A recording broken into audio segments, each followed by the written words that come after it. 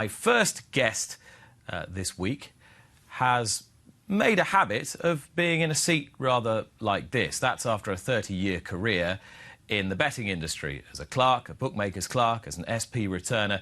But his interests are many and varied. He's something of an expert on all matters musical. He's a little bit of a polymath in truth. I'm delighted to welcome him to the show for the first time. He is the man who authored the excellent Skint Mob, Tales from the Betting Ring, which has had pride of place over my left shoulder for the last few weeks. Simon Nott. Simon, great to have you with us. Thanks very much for having me. I was saying you've made something of a reputation doing something not entirely dissimilar from what I'm doing now, and indeed we've reversed roles in the past, and I enjoyed it very much. How did it all come about? You do a series called Betting Tales for Star Sports. Yeah, Betting People. Basically, it's Ben, the boss of Star Sports' idea. The first one we did, we got Neil Channing, who Ben knew, and he said, just take your camera along and talk to Neil and see, just get some stories from him, and we'll put it online and see how it goes. And it absolutely flew. We couldn't believe how many people watched it to begin with. So then the idea was sort of sparked. So since then, we've done over 120 interviews with all sorts of people in the betting industry, not just, bookmakers, professional gamblers, jockeys, photographers. And I've loved it. Fantastic to meet so many interesting people. And Neil will be along later on, so you'll be in good company. Yeah, he was the one that started it all. Thanks, Neil. And where did it all start for you? For me, I started working in the racing industry in 1989 on course with a bookmaker called Jack Lynn, and just working as a floor man. In the old days, you had to have somebody that was the eyes and ears of the bookies. So you stand in front of the joint and watch the prices and go and have hedge bets if you needed them. If they laid a big one, you go and have a bet back. Fantastic. I absolutely loved it. Brilliant fun. So how old were you then? 24. And what kind of buzz was it as a young man in the betting ring in those days? Well, it was very daunting to begin with. Luckily, I'd been going racing on and off for a few years before, so I knew roughly what to do. And somebody in the local pub had taught me tic-tac and a bit of slang, because you use the slang a lot just because you didn't want the punters to know what you were saying. So if you said the 6 to 4 was going, all the punters would know. But if you said half arm is going, or half arm on the thumb, that sort of thing, and running around, it was just, the whole betting ring was a real buzz. People running around everywhere, money flying about, bets called in on credit. All the trade bets were credit bets. You just call in over the top of the punter's heads. I used to love it every single day of it, every minute. And when do you think that sense of the betting ring being a lively, vibrant, vital place, when did you feel that start to ebb away a little bit? Well, it started really when we started using walkie-talkies. So the tic-tacs that were still there when I started to disappear. That was the first thing. But then, of course, the betting exchanges, no need for a floor man, all the bookmakers were they weren't hedging with each other anymore, which then weakened the strength of the betting ring a lot, which is a real shame. It's the worst thing that ever happened, really. And what about the characters within the betting ring where you were working at the time? Because you were fundamentally based in the southwest and west country, weren't you? Oh, fantastic. But, bookmakers, the punters, those characters everywhere. I mean, especially the professional punters used to go racing, and they were just, most of them had to be a character to be that sort of person anyway. So there was nicknames for everybody. It was terrific. Who do you remember most clearly from those days? Well, most clearly would have been my old boss, Jack Lynn. I mean, he was a D-Day veteran. He had a big sort of white moustache, and he used to use language that couldn't be used on this show. But real character, and there were just many of them. Was it a love of racing before then, as a child, that made this a dream job for you? I've got to be honest, I got into racing because I got into betting. When I was first old enough to drink, the pub was right next door to a William Hill betting shop. So I used to people come in and say, I've had a Yankee, or I've won £5, and I think, oh, this is quite handy, just go in that shop and come out and get a bit of extra beer money. So I initially, and they had the old streamers down over the door, so it was that sort of forbidden place, and I got into that. I loved all that, and it was you only had the speaker at the time, so the mystery of what was at the other end of the speaker. You saw a little bit on the TV, but that I got into that seedy sort of betting shop thing, and then I wanted to go racing. And first I went racing was Cheltenham, the Mackerson in '83, and I stood down with the bookies. I just could not believe what was happening. Just the buzz. I just fell in love with it immediately, and I never stopped. '83 Mackerson, Cheltenham. Yeah, I can't remember who won it, but I do remember everything about, just I just loved it, the buzz of it, the atmosphere, the money flying around, the people rush. It's just, I don't know, I can't describe how much I was hooked. But by the that. adrenaline In the really got betting your ring, adrenaline just in that, pumping. yeah, I can feel it now, just talking about it. It's like, I just loved it. And I've loved it ever since. So going back at 24 to actually work in the Oh, game. Yeah, very nervous the first day, but the first bet we had, somebody came in to our bookie and he put 4 to 5 up. Somebody came in with 500 quid. And he was, you know, he wasn't a massive bookie. And I said, there's 9 to 10 up there, which is a very unusual price to be up at the time. Eddie Baxter put up 9 to 10. So my boss hopped off his stool, straight across, had the monkey back on, copped 50 quid. And Jack said, you've earned your money. The first words you spoke in, you're on the firm. So that was that. First thing I said to him, it's 9 to 10 up there. And that was that. Does it occur to you when you're telling stories about the betting ring and becoming quite passionate about it? And, you know, I can sense the enthusiasm and passion for gambling from you and from what it all means. And do you feel that we as a sport now are frightened of that? Yes, I think it's become like a dirty word. You know, the sport revolves around betting, and it wasn't a bad thing. I mean, it wasn't so much the gambling. I used to bet 2 quids. It was just the whole thing of it. But the energy of it. Yeah, the energy. As soon as you started talking about that first day, I could feel the energy. Yeah, and you know, it's not a, you know, obviously these days you've got to be careful with online. It's so much easier to come home from the pub drunk, sit on your phone and spend 500 quid playing blackjack or something like that, you know. But actually in the betting ring itself, you wouldn't take bets off of youngsters, you know. It was still well regulated. The bookmakers regulated everything, and everything was based on honesty. If I called in an even £1,000 bet, which wasn't very usual for my boss, that was just done. They wrote it in the book with a ring, Jack Lynn, £1,000. And if it won, we went to draw. If you lost, they paid. That was the thing that I loved as well. Everything was on trust. If you weren't an honest person, then you didn't have a future in the betting ring. That was it. You know, honesty was the main credentials you needed to get on in the business, and that was what I loved as well. It wasn't the betting. It wasn't. I never bet big. I still don't now, but it's just that, you know. And that I still try and promote the betting ring as much as I can. Obviously, it's not like it was. The big meetings, it still is a bit, but you know, I was very lucky to get the tail end of the wonderful part of it, and I'm just so passionate about it. And between the ages of 16 and 24, let's face it, you had experimented with enough different things in your life to know that this was actually a pretty good way of life. Yeah, well, I started off with some pretty miserable jobs. I left school, no qualifications. I wasted my time. Looking back on it, was a bit silly, but working in slaughterhouses and as an office junior and things. So I ended up joining the army in the end. And it's like backpacking in those days. You couldn't just take off. So I joined the army and spent 4 years mostly in Germany. So that was good, but I just wanted to be. I joined the syndicate then, MDM Racing, £200 a year, and I just wanted to be back in racing. But unfortunately, I'd signed on the dotted line. I'd buy myself out in the end. Yeah, 200 quid a year in those days was a bit different from 200 quid a year, which is what some people are paying now to be part of it. I was on £20 a day, £20 and 1p a day actually when I left. And you did 10 days of that, or more, 11 days of that into a racehorse. Yeah, MDM Racing. So, I don't remember MDM Racing. They had a horse called Rock Martin, and Rock Martin, unfortunately, apparently was used as a lead horse on the gallops, and it kept finishing second. And I spent one Boxing Day listening to it running, putting in marked coins in the telephone box, only to hear it come second. I think to the Demon Barber, that ended up being a very good horse. Yep. But it was great. We used to get little newsletters, and used to get on the telephone and sort of call up for the hotline, and they'd tell you what was going to win. We didn't make any money betting on them because, of course, everybody thinks the trainers and they know what's going to win, but they don't. That was a big illustration to me then, you know. It's not like people think it is. The one thing that struck me about your book is that you've been this sort of presence on the fringe of showbiz almost, or on the fringe of unlikely celebrity through your career. It's like a sort of strand that runs through the book. And at one point you find yourself in Australia. Yeah. Because you wanted a change of life? I was going to say midlife crisis, but it was a bit early to be a midlife crisis. I was in my early 30s and nothing was going on, and I just said I was having a bad time living in the town I lived in, so one day I just thought I'll sell all I've got and take off, and that's what I did. I didn't have much to sell. I took off mainly on with a credit card, but and went around the world for a year. Yeah, Thailand, in Australia for 6 months, where I landed on my feet.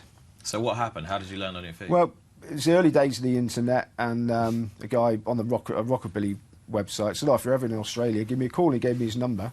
So I was in Sydney living in a backpackers of, like, I don't know if anybody's seen a backpackers, but the bunk beds crisscross. So you can get about 10 people in in a shoebox, basically. And so I rang him, and he said, "Oh, I'm in Bondi Junction, come on over." He said, "You might know my girlfriend." I thought, that's a bit bizarre. I'm not really going to know his girlfriend. You know? So I've turned up there, and she was an actress from Home and Away, which I used to watch religiously back in those days. I hadn't watched it for years now. We all did. Yeah, so that was... And then I was invited to Home and Away barbecue, and if anybody remembers the early days, Bobby and Carly, I was in Bobby's back garden, and she was giving me vol-au-vents, and I thought, this is very bizarre. And I hung around with that lot for Rebecca, which was the actress, and her boyfriend Shakir for quite a long time, and I've got some work. And he was in a band, so I used to hang around with his band and go to gigs, and we had gigs nearly every night. That was the main thing I did over there, so yeah, it was lovely. Which was not completely out of character, because music was your, dare I say, your first love. Still is, yeah, still is. I love it. I write reviews, and I sort of track down old 1950s rockabilly people and interview them, and that's I love doing things like that. Yeah, music's my passion. What sparked the love of 50s and 60s music particularly? I think it was just Elvis died in 1977, and all of a sudden there was all this music. Before he died, I assumed he was this guy in a jumpsuit, an old guy in his 40s. Back when you're a kid, he's old.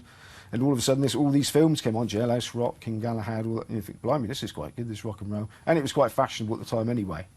So it was like an underground scene, and then some of the stuff made the charts when I was 15, 16. So, and I've just keep discovering that music. There's so much of it out there.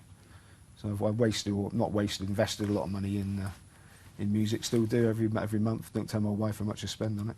Well, that's something you'll never regret, is it? No, absolutely not. No, I don't regret that at all. And all the miles I used to do driving, imperative to have the music to keep you company. So you were essentially a manager / roadie / general dog's body for this band in Australia? No, I was just a hanger-oner, really. They just obviously... I was trying to build you a part there, but you weren't having any of it. No, I was just a hanger-oner. I was just the interesting pom. But you did experience some racing there? Yes, I went to the Melbourne Cup. Went to the Melbourne Cup when the Brew won it, and Foster's sponsored it. And of course, the Brew's won it. Everybody's saying, "Oh, mate, we should have backed the Brew." But I didn't back it. But Martin Pipe had I can't remember the name of the horse, and Martin Pipe was over. And I was living in Sydney, and I saw that Martin Pipe was over, and I thought, blimey, if Martin's come over for a week, he must really fancy it. I think it's called Far Cry. Yeah, it was. And so I was in Sydney watching on the TV, and I thought, blimey, I should be there. So it's like a 13-hour train journey down to Melbourne. So I zipped off down to Melbourne on my own, and went down to that, and I met some people who put me up for the night. I can't believe how friendly people are in Australia. I just landed on my feet every single time. I backed Far Cry, and as soon as the commentator said Far Cry is going, well, unfortunately it broke down, but it's a good experience. Looked around the bookies, seeing the differences there. And what did you notice differently there that you would have liked to have adopted here, or vice versa? Well, it's been adopted here now. Actually, there was a bookmaker I knew, John Tovey, that was going to be there, and I said, if I get to the Melbourne Cup, I'll meet you at the bar nearest the bookies. Well, in those days, all the bookies in England were condensed in the betting ring or the silver ring, but over there they were everywhere, outside bars, different areas. So I never found him, and he was there. But that bookmakers are all over the place where they would be needed. I mean, that happened now. I don't think it's really a good thing that it's happened over here, because I think the betting ring should be condensed as it used to be, but that's what I noticed over there. And ladies queuing up for the men's toilets was another thing I noticed. Given how much you enjoyed yourself there, why did you come back? I only had a 6 months visa. Right, You've got to be under 30 to have a work permit, so 6 months was the maximum. But you never thought you wanted to live in Australia, or...? It wasn't really an option, to be honest. I couldn't go over there to work. I was too old. So I would have had to have had and I don't think bookmaker's floor man was on the list of occupations.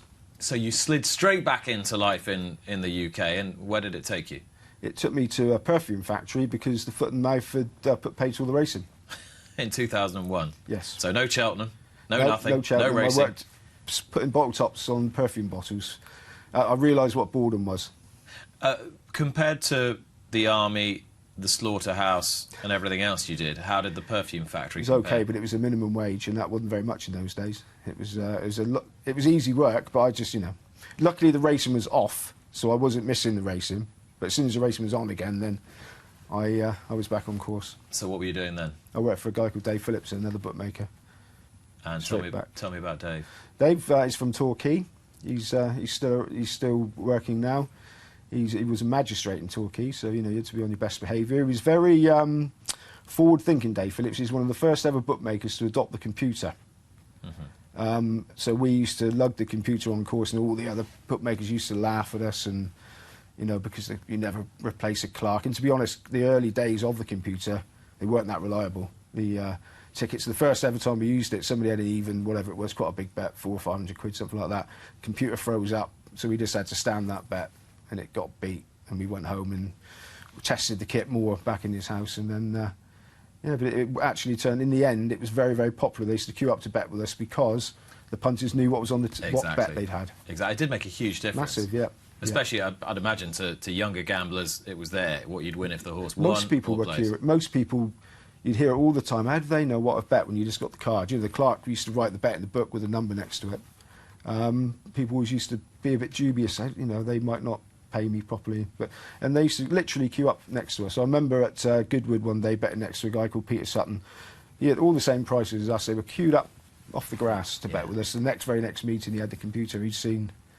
Yeah, it was brilliant innovation, really. But once again, the skill set of a clerk wasn't needed. You just needed a bit of tapping on the keys. So that was another aspect of the betting ring, traditional part that sort of was soon gone. So foot and mouth threatened to derail you. Yeah. A big old computer threatened to derail you.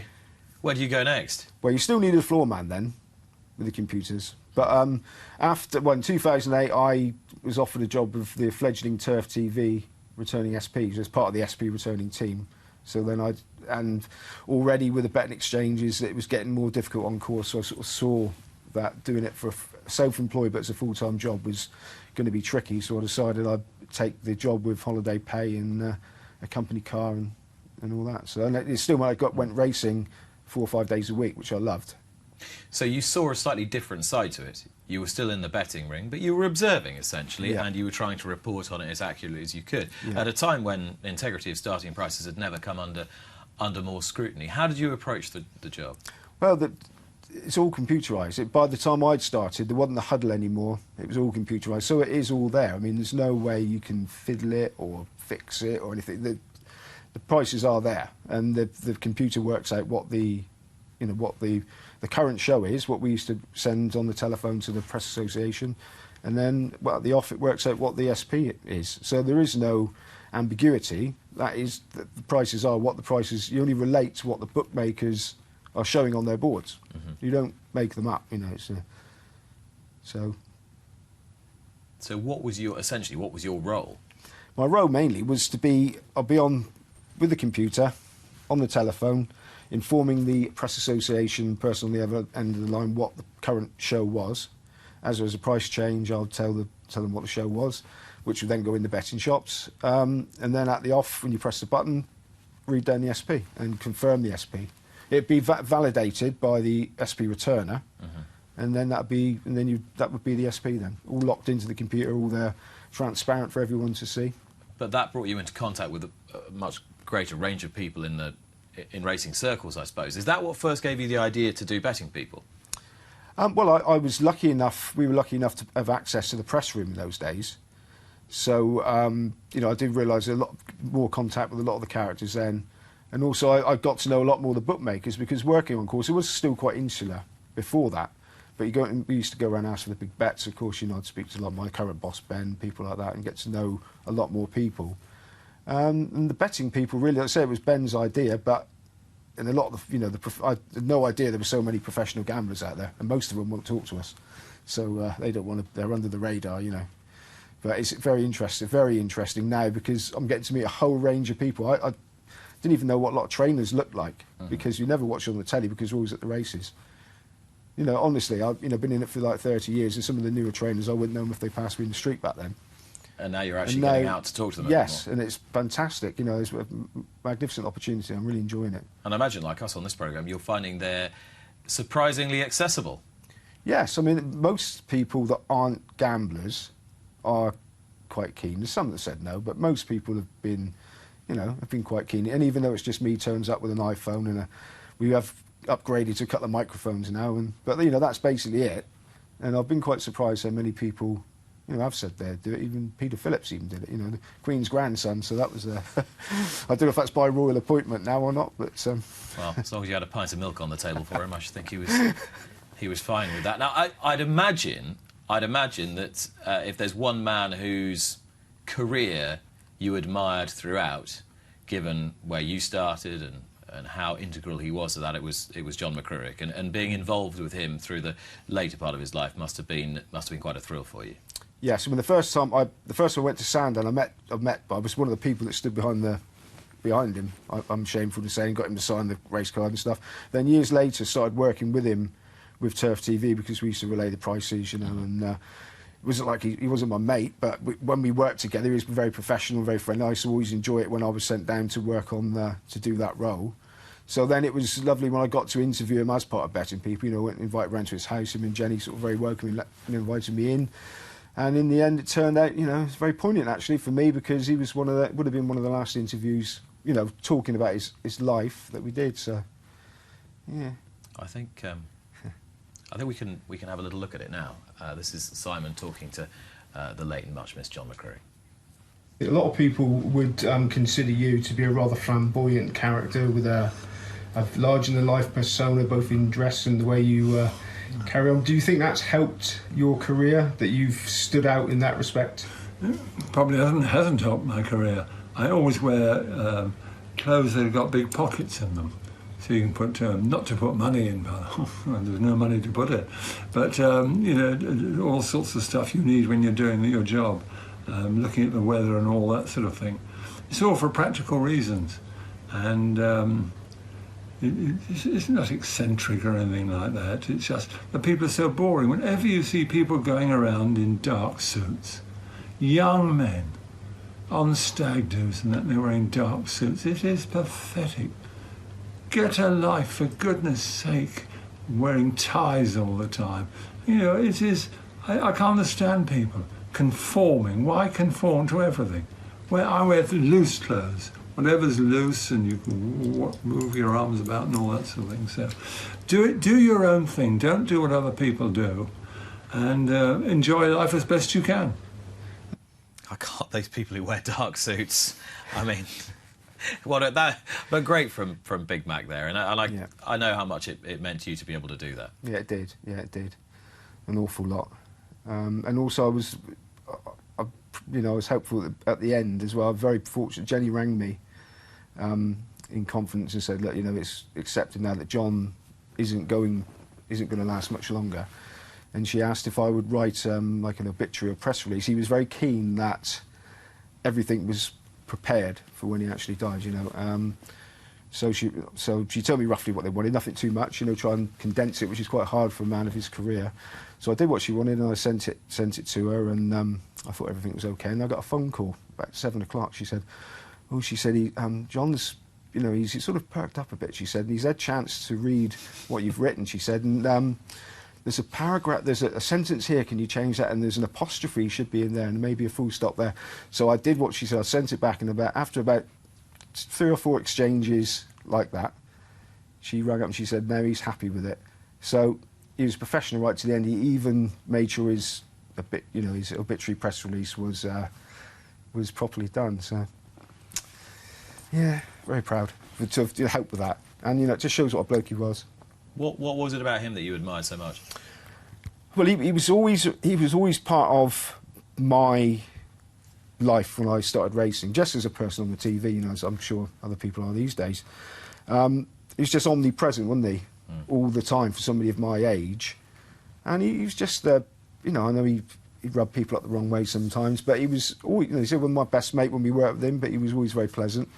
And he's just, you know, he was just a really genuinely nice chap, I think, and a very, you know, like, very professional, and everything, you know, he really meant everything, that he was really passionate about racing. And there's no doubt that he would have had enormous empathy with what you were talking about at the beginning of this interview, the vibrancy of that betting room when you first went into it, and which you tried to distill in the book that you released 4 or 5 years ago now, Skint Mob. It was shortlisted for the British Sports Book Awards, which is no mean achievement, because this was a project entirely from here, and essentially from your own pocket as well. Self-published, yeah. Self-published. was just something I did for my own enjoyment, really. I just thought I'd write down stuff, and somebody read it and said, actually, I quite enjoyed that, you know. So we've sort of thought we'd get a few printed up. I've sold about 1,000, I think, which I'm very pleased with, you know. Quite a nice thing to leave behind, so I'm working on another one now. It's 1,000 more books than I've ever sold, that's for sure. When you were writing it, is there anything that surprised you in your recollection? Not really. I just realised how much I loved it, and I was just trying to, in a way, it was almost like mourning. That's what it had been, but also feeling how lucky I've been that I was at that tail end. You know, being at Newbury with the row of Tic Tacs still there, and you know, frightening for us really, because we were small-time bookies from the West Country. We didn't have Tic Tacs. We used to use the Tic Tacs, but you know, and all these big London bookmakers taking massive bets, and of course, we had Stephen Little down there in our area that was up, but. Yeah, it was sort of a bit in mourning, really, but it's still there at the big meetings. You know, it still can be. Just people go and use it more. You can still get in there. There's still lots of value in the betting ring. The bookmakers' bets are hardly any margin. It's so competitive. You know, serious punters do a lot worse than get back in there. So you're still flying the flag. It's not a sales pitch, it's true. No, I said still flying the flag. Absolutely. Not trying to sell it. No. Still saying, come racing. Yeah. And enjoy the experience of betting at the racecourse. Absolutely. It's nothing to be ashamed of. It's part of the traditional, you know, it's part of it. Look at racecourses where they don't have bookmakers. Simon, thank you for the moment. I know you're going to stay with us. Thank you. But it's been fascinating, and hopefully we can talk more a little bit later with your great friend Neil Channing, who was the first guest on Betting People, and he will be once again a guest on Luck on Sunday very shortly in the company of Lizzie Kelly. Loads more to enjoy on the show this morning.